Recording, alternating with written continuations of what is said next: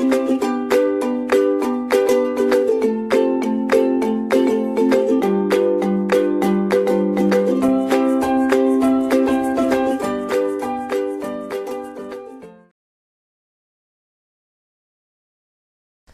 everyone, I am Assistant Professor Sanindi Sachdeva, and today we are going to talk about Unit 3, which is report writing. We are going to cover all the elements of report writing, starting from defining a report. We will be talking about the purpose of writing a report. We will also be talking about the functions of a report, the importance, the essential of a good report, what are the various types of reports, and what are the types of formal reports. So students, let me take you to the first part. What is report? Report is the statement of the result of an investigation or any matter of which definite information is required. One of the major feature or the characteristic we need to understand here, that we require some kind of definite information about a particular matter or about a particular investigation. A report is always systematic and it is presenting the information relating to an event, a progress of action or some business activity in a written statement. It is for interpretation of the facts that are being presented. It is a document characterized by information, content reflective of inquiry or investigation. It is tailored according to a given situation and the audience that to whom the report is going to be presented. In business communication, reports are considered to be highly structured writing tools of business communication when it comes to written communication students. We need to take care of a few things here, that the report is always tailored according to the audience. So, whenever we are writing a report, we need to take care that who are going to be our audiences. Moving on, what is the purpose of writing a report? Why are we writing a report? The major purpose is it is presenting a factual information to the management. Then it serves for or it helps in decision making. Whenever the management requires what are the exact sales figures in the previous quarter, they would always ask for a report. It also serves as a purpose of decision making for the management whenever they want to take up a decision that whether this marketing strategy is working good for the organization or not, whenever they want to take any particular sort of decision. So, they always focus their decision based upon the report. Moving on, reports could be periodic reports. For example, periodic reports serve a very important purpose. They help in keeping a tab upon the ongoing activities within the organization. Report always records facts and results of investigation or a survey for future reference. So, the third area that we need to take care is future reference. Reports are always a ready reckoner if we want to refer to anything that for which we are making strategies or anything that has happened in the past for our future reference. So, a very important document. Moving on, recommendation for future use. It provides the information to the people who are actually important for the growth of the organization, the shareholder, the customers, the creditors, as well as the general public. You might have seen the annual reports of a lot of companies being given to these major stakeholders within the company or outside the company also. A report, students, can be oral or written, but a written report is considered to be much more authentic as compared to an oral report. And oral reporting is usually undertaken in the organization towards the end of the day, when usually an individual is reporting to the senior of how many targets has he achieved or what has been the progress of the day. But a written report is considered to be much more authentic among both oral and written form. Moving on, students, what are the functions of the report and what kind of functions does report writing solves? Number one, coming to informational functions. Now, report provides the management or the people who are seeking that report all the information that is required out of a particular function. The functioning of an organization, for example, how is the production department doing? How is the sales department doing? How has been the last marketing strategy of the marketing department has worked upon? So, report actually helps in understanding these various functions of the organization and how they have done in the times. Whenever we are implementing the policies, we take care and we take help of the report. So, these policy implementation are always done considering the facts which are presented in the report. Moving on, any kind of legal procedure or regulatory provision students are done with the help of report. Statutory reports are the reports which help in doing so. The working of office and the field staff is always taken care with the help of the report. It is seen that whether the field staff is coming on time, leaving on time, what has been their target, are they have they been able to complete the target or not. So everything has been and given in a very factual manner with the help of the report. Next is creating a database for future reference. So report not just helps for that particular point of time, but it also creates a database for future reference. For example, if a company wants to see that how did the sales turn up in the year 2016 and what were the various factors due to which the sales were so good in the year 2016, they can always refer to the ready reckoner, which is the report which will help them to understand that what was there in 2016 that did well and what is not there in 2020 or 21 that has not been doing well for the organization. Report always helps in analytical functions. It not only gives the information, but it also analyzes the information, giving future recommendations, conclusions, which can help the organization to take up some very important decisions and implement the policies. It helps in decision making and it plays a very persuasive role. Students, a simple example could be if you can see that the sales department as a person working in the corporate as a sales head, if you can see that the sales in the previous quarter were much more as compared to this quarter, this will always give you motivation that I need to do better in the next quarter. So reports directly, indirectly plays a very persuasive role when it comes to its function while in the corporate. Moving on, after functions, let me take you to the importance of report. Why exactly are reports important? Reports are the conveyor of information. So if in case you need to get any kind of information regarding any of the department, its working, whether the targets have been achieved or not, so a report will always convey the information in the much required format as well as requirement. It will always help in reviewing and evaluating the operations going on in the organization. It helps in decision making and it helps the coordination part. It makes the coordination very effective and it helps the individual to coordinate with the other departments. Tools for measuring the performance. Now, a report is a very effective tool when it comes to measuring performance, students. For example, a personal evaluation report that is prepared by the organization for the people who have been kept with the organization at a probation period. So their report is a very effective tool for measuring the performance of those individuals and to decide whether these individuals will be continuing with the organization or not. So report indeed is a very effective tool for measuring the performance. Moving on, reports help in making the desirable change. If in case we can see that the sales team is not working well and the targets have not been achieved, we can make the desirable change that where has been the loophole and what has been the loophole that the sales targets have not been achieved in this quarter. So reports will help us in making the desirable changes. We can actually map that what has been the issue and that issue can be resolved with the help of a lot of teams that are working in the corporate. Reports always help in measuring the effectiveness of the organization. It can help to draw conclusions that whether the organization has been working well or if not, what have been the issues with the organization or various functions that are there in the organization. It helps in developing future forecasts. Students, report can definitely help us in developing the future forecasts. We can exactly see that how was the previous quarter and what is going to be the next quarter, what has been not done in the previous quarter and what could be our gap filling strategy for the next quarter. We can track the progress and growth of the organization. We can identify the trends, that what has been the trend in the previous quarter and previous to that what has been the trend, and then we can forecast the upcoming trend for an organization or the function of that particular organization. We can also track if there are any kind of irregularities, and after tracking the irregularities, the organization can work on the same.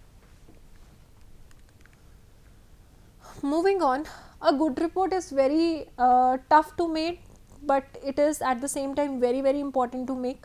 A good report shall have a few essentials that are mandate as a characteristic feature of that particular report if it has to be good. First is accuracy. Accuracy, students, can also be related to 7 C's and the C of concreteness. That C is very very important because accuracy depends upon that. Your facts and figures in the report, students, has to be very very concrete. Even while you will be making your report for the summer internship program that you will be undertaking with an organization, over there also you need to make sure that the facts and figures that you portray in the report are concrete, are true and are authentic. Report has to be clear, it has to be well structured, it should always have an introductory part which is also called a prefatory part. It should always have a middle part which is the body part that has to be divided into sections. It should always have an appended part. This makes the report very very clear. It has to be consistent. The report has to be objective and should be away from the subjectivity or the biasedness of an individual. It indeed has to be complete. Again, completeness is one of the 7 C's of communication that has to be taken care of. Brevity, students. What is brevity? Students, brevity has been derived from 7C and the word that it has been derived from is concise. So, students, what is conciseness? Conciseness is the principle of stating whatever you are thinking in a written or an oral manner in minimum possible words. So, conciseness not just saves the time of the sender, but it also saves the time of the receiver. So, brevity is a very important area. Reports are required to be brief. Extra words, wordliness, excessive usage of sentences that are not required, they must be eliminated from a report. Report has to be simple, students. If the report is simple, then it is easily comprehensible by the individual who is reading it. Appearance wise, it has to be divided in proper sections. It has to be reliable, students, because report is a very very important tool when it comes to decision making in an organization. So, it is a mandate for the report to be reliable because this report is going to act as a reckoner for a lot of decisions that are made by the organization. Moving on, the content has to be logical. It should focus on the timelines. That means a report has to be well submitted on time. See, students, if the report is not submitted on time, then the problem that arises is the report is of no use and all the pain that you have taken in making as well as presenting that report may go in vain. So, report has to be concise. We have already talked about the principle of brevity. It has to be unbiased, full of unbiased recommendation. Towards the end, the writer always give recommendations. So, recommendations have to be unbiased because biased recommendations are of no use for the organization that for whom you are preparing that report. It has to be readers oriented. That means the report has to be prepared with a very empathetic factor and you should take care of the people who will be reading your report. That is why the report has to be framed in a manner that it is very clear, it is well structured, its appearance is very very logical, so that the comprehension of that report becomes easy. And the last is grammatical accuracy, students, very very important. If you want your credibility to be high, the message has to be free of any kind of grammatical error. That means it must follow the principle of correctness. Okay. Alright, moving on. Students, these are the types of report that I want to explain. There are two major types of report. Number one is formal report and second one is informal report. If I talk about formal report, there are again two types of report. Number one is according to the function. What function is the report intended to fulfill? And the second one is according to formality. Are the reports statutory based upon the rule and the law, or the reports non-statutory which are made as per the requirement of the organization then and there? Okay. Next is under informal report, you further have 4 categories. First is the short report, then you have the progress report, the staff report and justification report. Students, other than this, you may find several categories of report, but for your ease I have divided them into these categories so that you can well comprehend and understand it. You can refer to certain books that have been put up in the references that I have used for building this content here. That will help you a lot. Okay, coming to the further part, let us understand what are basic two divisions when it comes to report writing. Number one is the formal report. Now, formal report is the report that has been prepared in a prescribed format, students. Now, this format can be given by law in terms of statutory report. This format can also be given by an organization. While you are working in the organization, students, every organization has a different reporting format, right? So, since you are working in an organization, you will get to know what is the reporting format. So, they do give you a prescribed format for reporting. So, at that time the report will follow the prescribed format and will come under the category of a formal report. This report is not only prepared in a prescribed format, this is also presented according to established procedure or authority. For example, the quarterly reports that an individual prepares while working in the organization are always presented in the quarterly meetings that happen. Okay. So, some of the examples of the formal report could be an inspection report, a compliance report, an auditory report which is statutory in nature. I will explain what is a statutory report in my upcoming slide, and the annual report. So, these are certain examples of formal report. We also have a lot of reports other than what I have written. Moving on, students, we are coming to a category that is very common in the organizations. Whenever you need to give a quick report on a particular thing, or you need to apprise the individual on what you have done and what you intend to do, you give an informal report. Okay. So, it is usually in a person to person communication form. It may also be one person to many person communication form. It may range from a short, almost a fragmentary report, to a longer one, depending upon the need for the creation of the report. Meeting minutes can be one of the report of such form. Progress report can be one of such form. Staff report can be of such form, students.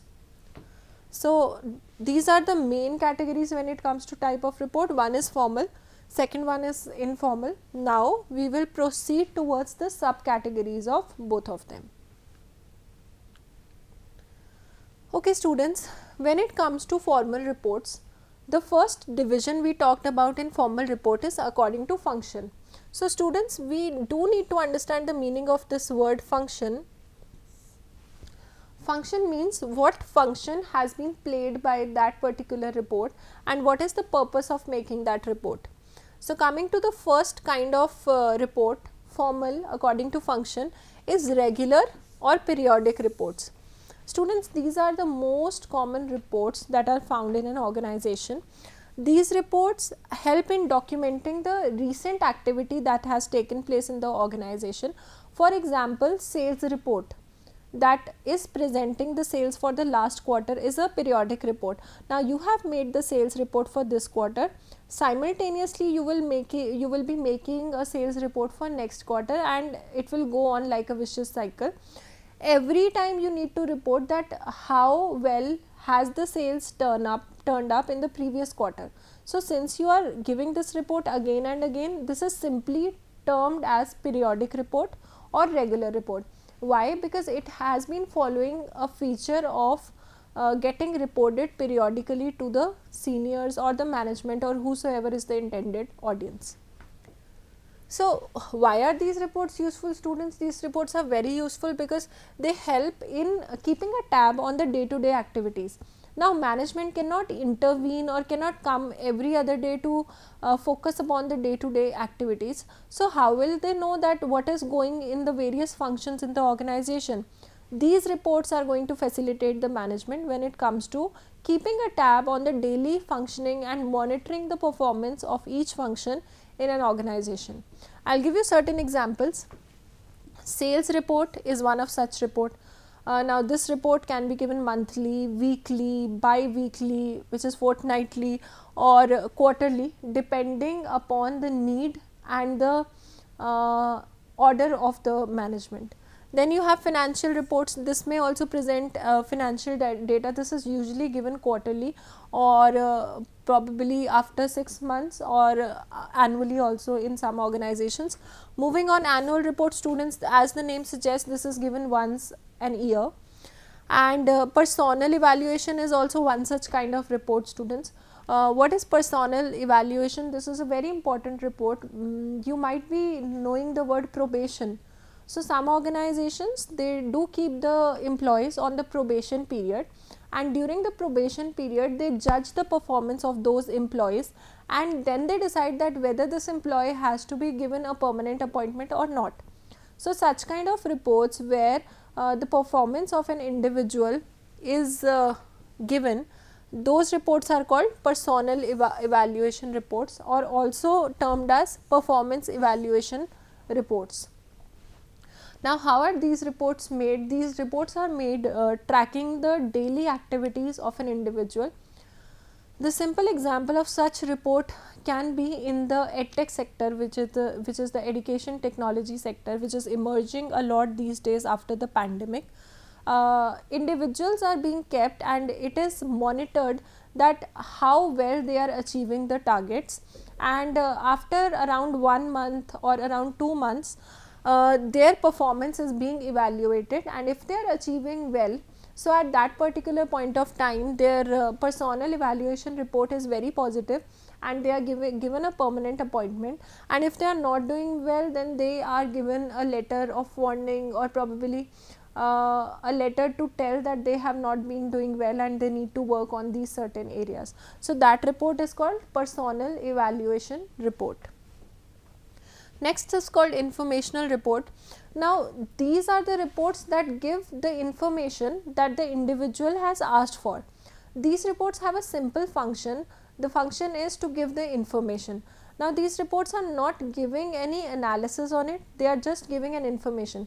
I will give you a simple example. For example, the principal asks the faculty coordinator that how many students have come to present the presentation or to give the exam. So, at this particular time, the faculty coordinator will tell the number of students that, sir or madam, 48 students have given the exam today. So, what is this? This is informational report, where the individual is just giving the information about a particular thing. Okay. So, I have written this as an example that I have just quoted, a college principal asking the number of students present while giving an exam. So, students, informational report does not provide any kind of analysis, it just gives you an input about the figure that has been asked from the individual by the top management or any desired authority who wants that information. Moving on, students, is the analytical report. Now, let me just further expand the example that I just gave. I told you that the faculty coordinator told the principal that 48 students have appeared for the exam. Now, she also tells about the reasons of the 10 students who have not appeared for the exams. Some were showing the symptoms for the virus, some were not well, for some the train had been cancelled. So, what is it, students? This is an analytical report. So, analytical report not only gives the information, but it also gives the analysis of the information, that if 48 were present and the supposed strength was 58, the expected strength was 58, so 10 students are absent. What are the reasons for these 10 students to be absent? That is what we call as analytical report. Considering a more formal example could be a regional sales head inquiring about falling sales of a product in a particular quarter.